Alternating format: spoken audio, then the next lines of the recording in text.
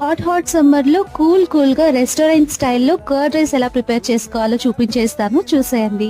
First అయితే store బియ్యం ని ఇలా కుక్ చేసుకొని రెడీగా పెట్టుకోవాలి.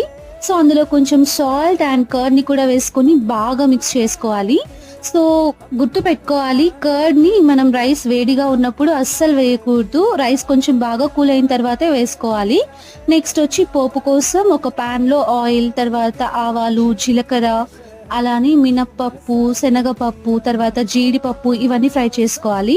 నెక్స్ట్ అందులో కొంచెం ఎండుమిరపకాయలు, అలానే కరివేపాకును కూడా ఇలా ఫ్రై చేసుకొని మొత్తం ఇలా మిక్స్ చేసుకోవాలి.